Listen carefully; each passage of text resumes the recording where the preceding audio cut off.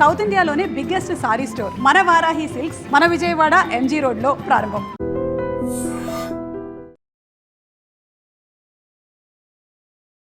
కెమెరాలకు కూడా క్యాప్చర్ చేయలేనంత అందం శోభన్ బాబు గారిది అంటారు. మీరు దగ్గర నుండి చూసారు కాబట్టి ఎలా ఉండేవారు? ఫస్ట్ చూసినప్పుడు నేను స్టన్ అయిపోయా.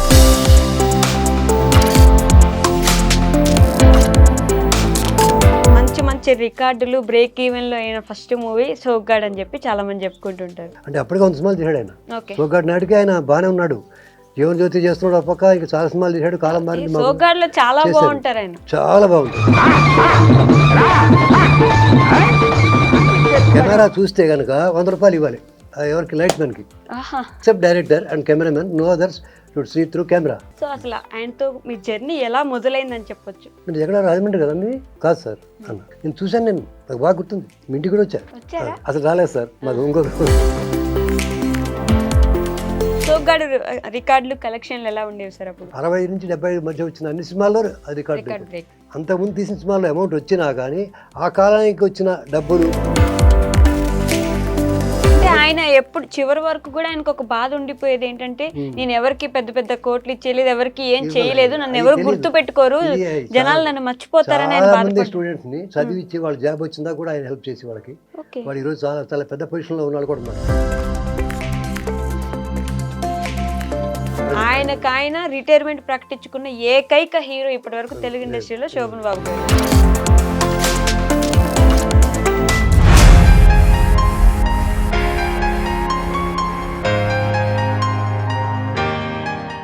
హాయ్, హలో, నమస్తే, welcome back to our channel. నేను మీ వైషు.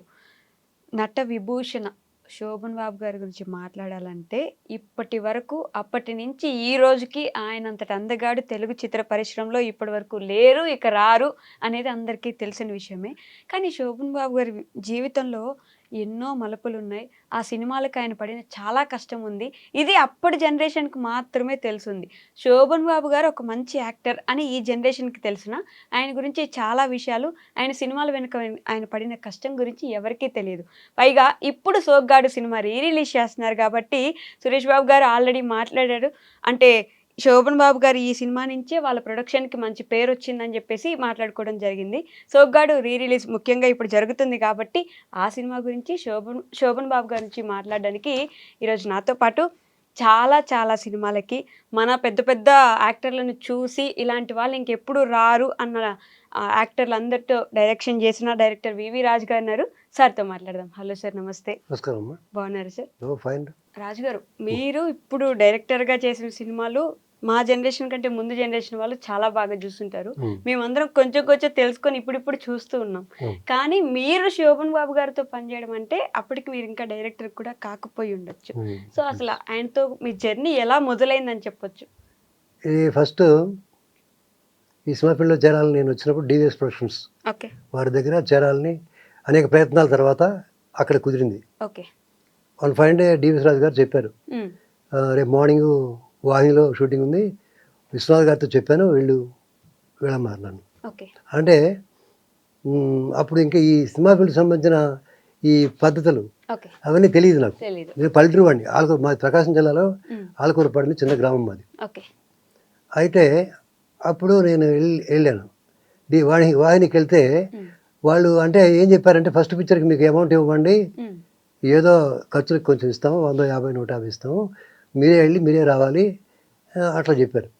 శోభన్ బాబు గారు అంటే అందగాడు, సోగ్గాడు. నేను ఇందాక ఇంట్రడక్షన్ లో చెప్పినట్టు కెమెరాలకు కూడా క్యాప్చర్ చేయలేనంత అందం శోభన్ బాబు గారిది అంటారు. మీరు దగ్గర నుండి చూసారు కాబట్టి ఎలా ఉండేవారు? ఫస్ట్ చూసినప్పుడు నేను స్టన్ అయిపోయా. ఫస్ట్ ఆ రోజుల్లో ఇంత కెమెరాలు, ఆ కెమెరా 4 ఎత్తి పెట్టాలి టాలీ మీద, 4 మనుషులు పోయాలి, దాన్ని 30 కిలోలు ఉండేది, దాన్ని పెట్టి దానికి డైరెక్ట్ 2 లెన్స్ లేదు, యూ కెనాట్ సీ 2 లైన్స్, కుదరదు. అక్కడ షిఫ్ట్ అని ఉంటుంది, ఇటు పట్టుకొని ఇట్లా తిప్పితే పక్కకి వెళ్తుంది, ఒక ఫ్రేమ్ కనుక దాంట్లో చూడాల్సిందే, ఒక అద్దం లెన్స్ లేదు, డైరెక్ట్ లెన్స్ లో చూడలేము, దానికి సపరేట్ ఒకటి ఉంటుంది, డైవర్ట్ చేసి ఉంటుంది ఒకటి, ఒక అద్దం, దానిలో చూడాలి. అప్పుడు అలా ఉండేది. కెమెరా చూస్తే కనుక 100 రూపాయలు ఇవ్వాలి ఎవరికి, లైట్ మ్యాన్ కి. ఆ రోజుల్లో అది రూల్. అది కెమెరా చూడకూడదు మీరు, ఆర్టిస్టులు కానీ ఎవ్వరు కానీ, producer except director and cameraman, no others should see through camera. అప్పుడు రూల్స్ అవి. సోమన్ బాబు గారు చూశారు, నేను చూడొచ్చా కొంచెం చూడు అని రాముజీ అని చూశాడు. చూడగానే చప్పట కొట్టారు అందరూ. ఎందుకు చప్పట కొట్టి $100 పరిమని. శోభన్ బాబు గారైనా డబ్బులు ఇవ్వాలి, ఎవరైనా చిరంజీవి గారైనా ఇవ్వాల్సిందే, బాలకృష్ణ ఎవరిని ఇవ్వాల్సిందే. ఎనీ బడి కెమెరాలో చూస్తే లైట్ మెన్ చప్పట కొడతారు. ఇక్కడ ఎవరో కొడతారు, అట్లా కొడతారు. Double sir. Okay okay note చేసి పెట్టుకోండి, పోయి ఇస్తా. ఇస్తారా వాళ్ళు కూడా? ఇచ్చి పెడతారు. ఒక 100 ఏంటి అందరికి తలా 100 ఇస్తారు. అవునా? ఎంతమందికి ఇచ్చండి మొత్తం అందరూ అని అందరికి ఇచ్చేవాడు. శోభన్ బాబు గారి విషయంలో మీరే చెప్తున్నారు, నేను ఫస్ట్ టైం. నేను కళ్ళారా చూసా కదా. ఓకే. నేను కళ్ళారా మా సెట్లో ఇవ్వడం నేను చూసా కదా. మరి అందరికి ఒక్కసారి ఇంత కట్టించి పంచుకోండి అందరూ. అప్పుడు 100 అంటే చాలా గొప్ప కదా. 100 అంటే ఇప్పుడు ఈక్వల్ టు దాదాపు ఒక 500 ₹1000 సమానం. ₹1000 సమానం డెఫినెట్గా ఇచ్చేవాడు. సెట్ అంటే రోజు కాదు, ఒక షెడ్యూల్ అయిపోయిన వెంటనే అందరికీ ఇచ్చేవాడు. కట్ ఇచ్చేవాడు, తీసుకుని అందరూ పంచుకోండి అంటే. మాకు ఎవరు, మా డైరెక్షన్ డిపార్ట్మెంట్ కొంచెం వైట్ కాలర్ కదా, మనకి ఎవరు నేను తీసుకోం కూడా అలాగా. కొంతమందికి రైటర్లు డైరెక్టర్లు వీళ్ళకి ఏమి ఉండదు, ముఖ్యంగా లైట్ మెన్ బాయ్స్కి ఇచ్చేవారు ఆయన. నేను ఆయన అందం గురించి అడిగాను మిమ్మల్ని. అందం, ఎక్స్ట్రాడినరీ అందం. ఎలాగంటే ఈ చెప్పొచ్చో చెప్పకూడదు నాకు తెలియదు కొన్ని విషయాలు. చాలా మంది బయటకు వెళ్ళినప్పుడు, వేరే షూటింగ్కి వెళ్ళినప్పుడు కూడా అసలు వెళ్ళేవాళ్ళు కాదు. షూటింగ్కి వచ్చిన ఆడవాళ్ళు అయితే ముఖ్యంగా కోపం వస్తుంది, వెళ్ళేవాళ్ళు కాదు, ఎంతకీ వెళ్ళేవాళ్ళు కాదు. వెళ్ళిపోయినా మరి షూటింగ్ అయిపోయిందంటే కూడా వెళ్ళేవాళ్ళు కాదు. ఆ మేకప్ తీసేసిందాక ఉండాలి, తీసేస్తే ఆయన కనపడ్డు. మేకప్ లేకుండా శోభన్ బాబు బయట కనపడ్డు, ఆయన రాడు. మేకప్ లోకి వెళ్ళంటే అక్కడ కారుకి వెళ్ళిపోతాడు, ఇంకా బయట కనపడ్డు ఆయన. అట్లా రోజు ఆయన కోసమే 20 రోజులు వచ్చింది ఒక అమ్మాయి. 20 రోజులు వచ్చింది రోజు షూటింగ్, రోజు వస్తుంది. తిండి లేదు, భోజనం అక్కలా ఏం అక్కలా చూస్తున్నాం. అప్పట్లో హీరోలు బాగా దేవుళ్ళలాగా చూసారు, చూస్తూనే ఉంది అమ్మాయి. లాస్ట్ లో అమ్మాయి చిన్నది, ఈయన వయసు అప్పుడు 35 ఉంటాయి, 35 అంతే కదా. నాకు 20 ఏళ్ళప్పుడు, నాకన్నా 15 ఏళ్ళు పెద్ద ఆయన. సోగ్గాడు సినిమా గురించి మాట్లాడుకుంటే, సోగ్గాడు ఈ ఇండస్ట్రీకి బ్లాక్ బస్టర్ అని, లేకపోతే అంత మంచి మంచి రికార్డులు బ్రేక్ ఈవెన్ లో అయిన ఫస్ట్ మూవీ సోగ్గాడు అని చెప్పి చాలా మంది చెప్పుకుంటుంటారు. సోగ్గాడు బ్యాక్ అండ్ స్టోరీ ఏంటి? సోగ్గాడు రామనాయుడు గారి పిక్చర్ అది. రామనాయుడు గారు అంతకుముందు కొంచెం దెబ్బతిన్నారు పిక్చర్లని. ఈ సోగ్గాడు పిక్చర్ సంబంధించి ఫైనాన్షియల్ కూడా ఆయన చాలా ఇబ్బంది పడి ఏదో అమ్మాయి కూడా తెచ్చారు, కొంతమంది కోసం తెచ్చారు, తెచ్చి పెట్టారు. ఇది ఇట్టకపోతే ఆయన కూడా కొంచెం దెబ్బతినేవాడే. ఈ పిక్చర్లో ఇంకో విశేషం ఏంటంటే సుబ్రహ్మరెడ్డి యాక్ట్ చేశాడు దీంట్లో. టి సుబ్రహ్మరెడ్డి గారు కలెక్టర్ వేషం ఒకటి వేశాడు దీంట్లో. అలాగే జయచిత్ర ఫస్ట్ మూవీ కదా. జయసుధ కూడా అప్పుడే వస్తుంది, 4-5 సినిమాలు చేసింది. లక్ష్మణ రేఖ కదా ఉంది, ఇంకా 2-3 ఉంది. ఈ పిక్చర్ సోగ్గాడు పిక్చర్ సోమనాథ్ గారికి 114 ఏదో ఉంది. 114 పిక్చర్ ఆయన సోగ్గాడు ఆయనకి. అంటే అప్పటికే 100 సినిమాలు చేశాడు ఆయన. సోగ్గాడు నాటికి ఆయన బాగానే ఉన్నాడు, జీవన జ్యోతి చేస్తున్నాడు, ఆ పక్క ఇంకా చాలా సినిమాలు చేశాడు. కాలం మారింది, చాలా బాగుంటాడు. ఆ క్యారెక్టర్ డిఫరెంట్ క్యారెక్టర్, అది పల్లెటూరు అంటే దసరాలో టైప్ గా ఉంటుంది. స్టార్టింగ్ ఎంట్రీ కూడా ఎద్దుల బండి మీద ఇలా వస్తారు కదా, కబడ్డీ కబడ్డీ గేమ్ తో స్టార్ట్ అవుతుంది. చాలా బాగుంటుంది. పాటలు అన్ని హిట్, ఆత్రేయ గారు వేశారు పాటలు, అన్ని సూపర్ హిట్ అయినాయి కదా. ఆల్ సాంగ్స్ హిట్, ప్రతి సాంగ్ అప్పట్లో అన్ని బాగా హిట్ అయిన సాంగ్స్. జయసుధ గారు దానికి ఆ సినిమాకి మాటలేమో మోదుకూరు జాన్సన్ రాసినట్టున్నాడు. మోదుకూరు జాన్సన్ మాటలు, ఆత్రేయ గారు పాటలు రాశారు. బాలు సుశీల ఇద్దరే పాడారు అన్ని పాటలు, ఇద్దరే, ఇంకెవరు లేరు. జానకి ఇంకెవరు లేరు. సుశీల బాలు పాడారు. మహాదేవన్ మామ మ్యూజిక్, సూపర్ హిట్ సాంగ్స్ చేశాడు కదా అన్ని. ఆర్ఆర్ కూడా చాలా బాగుంటుంది. ఆర్ఆర్ అందరు యాక్టర్లు అద్భుతంగా చేశారు. సోహన్ బాబు చాలా నచ్చిన పిక్చర్ అది. ఆయనకి పొంగిపోయాడు ఆ పిక్చర్ చూసి. చెప్పేవాడు మా డివిఎస్కి వచ్చి కూడా, డివిఎస్లో విశ్వనాథ్ గారిన మా డివిఎస్ రాజు గారిన చాలా అభిమానం ఆయన. మా ఆఫీస్ కూడా వచ్చారు చాలా సార్లు, చెప్పేవారు ఆయన. Fully satisfied, beautiful movie. అవును, ఆయన కూడా చాలా బ్యూటిఫుల్ గా చూపించిన సినిమా. ఇక్కడ నుంచి ఆయన ఆంధ్రాకి సోగ్గాడుగా మారిపోయిన సినిమా సోగ్గాడు సోహన్ బాబు అని కూడా అనేవాడు కదా. అవును, ఆయన పేరు కూడా అదే కదా, సోగ్గాడు. వడ్డే కాదు, ఉప్పు శోభనా చలపతిరావు అది పేరు. కాకపోతే ఈ సినిమా నుంచి సోగ్గాడు పేరు శోభనాద్రి ఆయన పేరు కదా. శోభనాద్రి, సరోజ ఏదో ఉంది. జయసుధ పేరు జయసుధ.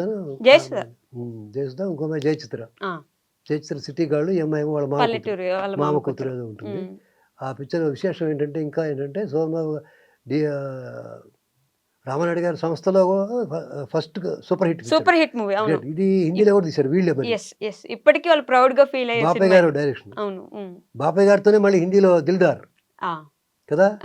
హిందీలో ఎవరు రేఖ చేసింది అనుకుంటా, హిందీలో ఎవరు చేశారో రేఖ తెలియదు రేఖ సార్. గారు చేశారు, జయసుధ్ గారు. బాబాయ్ గారు చేశారు. బాబాయ్ గారు చేశారు, జయసుధ్ గారు రేఖ గారు చేశారు, ఉమ్, ఇంకో క్యారెక్టర్ ఎవరు నాకు తెలియదు చేశారు. కానీ ఓకే. హిందీలో కూడా సబ్మిట్ అయింది ఆ, సేమ్.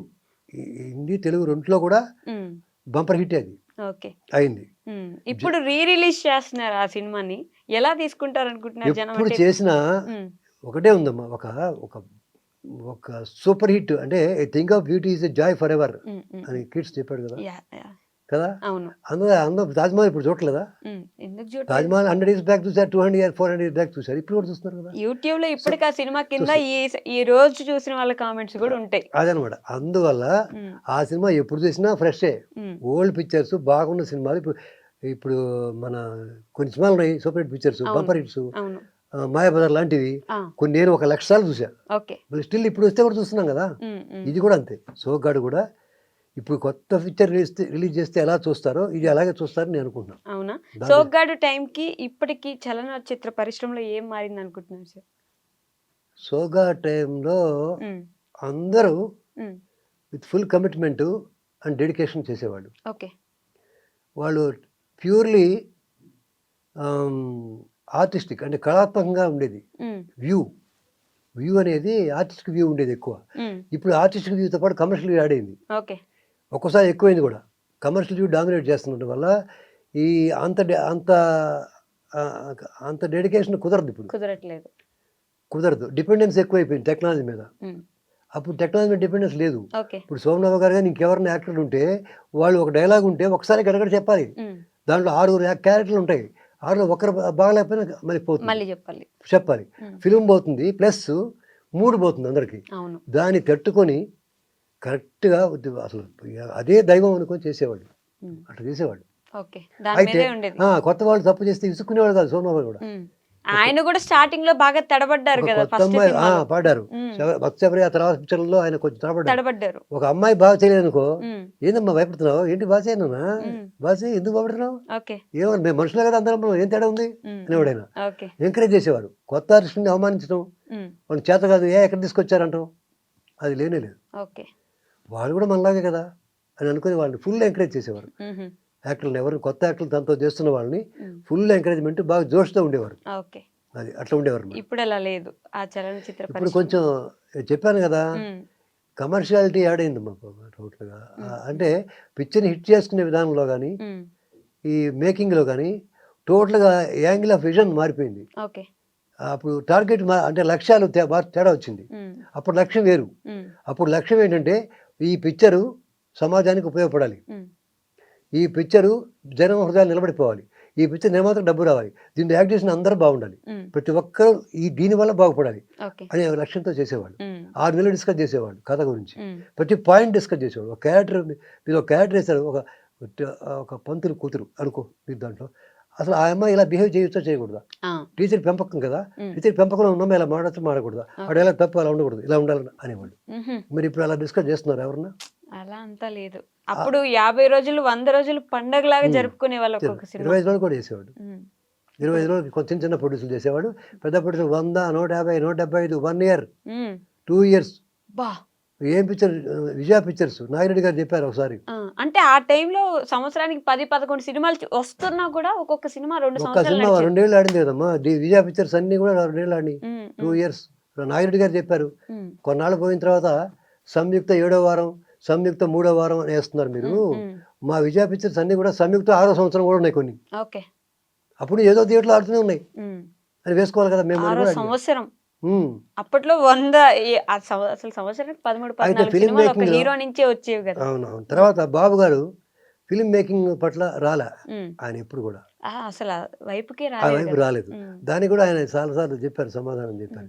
ఏంటంటే నాకు తెలియదు, నాకు అటు అంటే ఫిల్మ్ మేనేజ్మెంటు అప్పుడు ఎలా ఇంతమందిని కోఆర్డినేట్ చేయడం కానీ, ఉమ్, అది నాకు ఓవర్ బర్డన్గా నేను ఫీల్ అవుతాను. ఓకే. అది పైగా నాకు నమ్మకం లేదు ఉమ్, ఆ వ్యాపారం మీద, ఉమ్, ఉమ్, అందువల్ల నేను చేయను, నాకు ఆ వ్యాపారం రాదు చేయడానికి, ఓకే. నాకు వచ్చింది నేను చేస్తాను. అందుకని నేను చేయనని చెప్పేవారు. ఉమ్, ఈ అట్లా రింగ్ కూడా ఆయనకి ఉండేది. అనుకోకుండా వచ్చింది అక్కడి నుంచి. అది కంటిన్యూ చేశారు. ఉమ్, ఒక చోట ఒక మేకప్ మెన్ ఒక పిక్చర్కి కాలం అంతకుముందు ఏదో ఒక పిక్చర్లో ఆ, మేకప్ అని జస్ట్ ఇటు అన్నాడు, అదే దువ్వట్లో ఆ టంటే కొంచెం కిందకు వచ్చింది.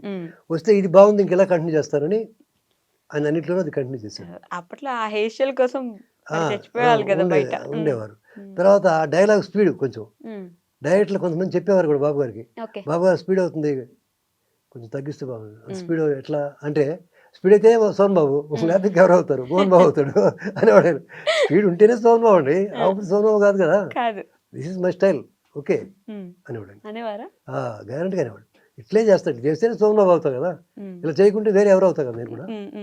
సోగ్గాడు రికార్డులు కలెక్షన్లు ఎలా ఉండేవి సార్ అప్పుడు? ఇక్కడ కలెక్షన్లో అప్పుడున్న పిక్చర్లో అప్పుడు అంతకుముందు 10 ఏళ్లలో వచ్చిన సినిమాల్లో రికార్డ్ బ్రేక్ అది. దానికన్నా ముందు ఈ 75 వచ్చింది కదా, 60 నుంచి 75 మధ్య వచ్చిన అన్ని సినిమాల్లో అది రికార్డ్ బ్రేక్. బ్రేక్.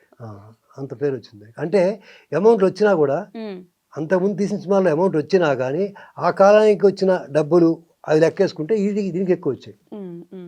వ్యూవర్షిప్ కానీ డబ్బు అమౌంట్ కానీ దీనికి ఎక్కువ వచ్చింది అనమాట. రావడం వల్ల సురేష్ సంస్థ నిలబడిపోయింది హాయిగా.